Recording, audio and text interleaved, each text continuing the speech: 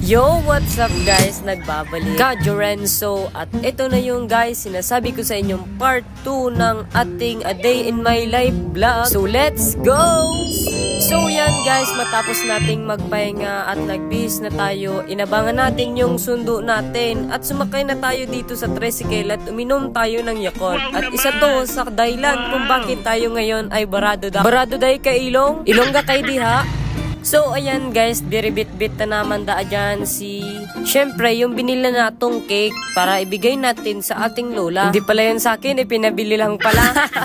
So yan nga guys, nakikita nyo naman na bumabiyahin na kami na umaandar. Nandyan na pala kami guys, malapit na nga kami dyan sa birthday ng aking lola. At pagkadating na nga natin guys, digdiyo, tigbigay na naman yung cake. So yan guys, napapagal na ako magtagalog, kaya dito na ako magbibikol kasi hindi ko naman hindi naman kasi kaya ako tuod, gawin na lang nating tagpo. Huwag na daw, magtagalog na lang ulit ako, baka kasi magkasarala. So yan guys, sinasayaw na nga ng aking mga pinsan, isa-isa si Lola. Kaya nyaw naman kita igdiyo sa gilid para videoan man sila. So yan nga guys, napakagandang tigdayan dahil maraming tao, binigyan nilang oras yung celebration ng aking Lola. Na kahit umaambon at madilim, pumunta sila para makisa sa 80th birthday ng aking Lola. Ang ulam nga dyan guys ay champurado na may tinapa, suma na mayroong kokowa, at isda na manok. Char. Karamihan pala guys na niluto ay baboy. At ito nga guys, at na naman tayo dahil ako naman ang sasayaw sa aking lola.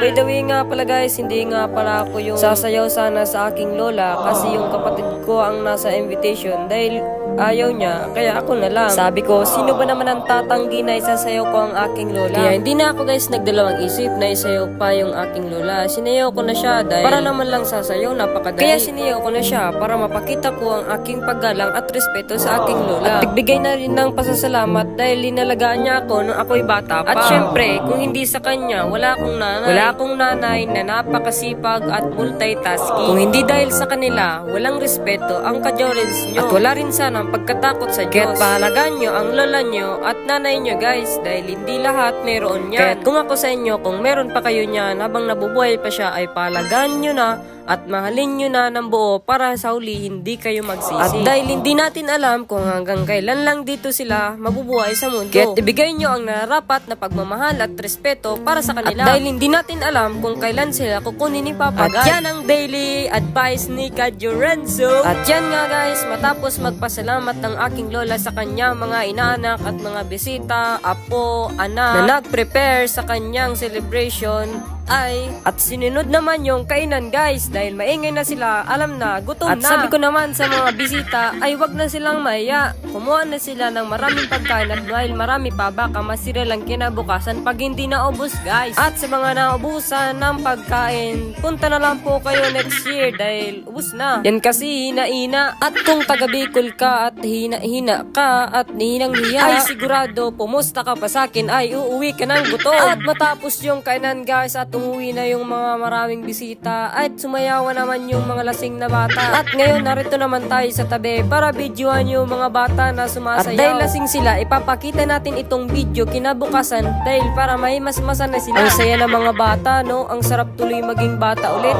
Yung wala kang ibang iisipin, yung kain, tulog lang. Tulog, laro, inom ng gatas, sarap tuloy bumalik sa pagkabata. Makalipas ang ilang minuto guys, bumihis naman ako at dahil para matulog na at pumahinga dahil masakit na yung ulo ko at katawan, mag-edit pa ako. Hanggang dito na lang guys, thanks for watching. At kung umabot ka nga dito sa last part ng aking video guys, isang follow naman dyan at isang comment ng happy birthday para sa aking lola.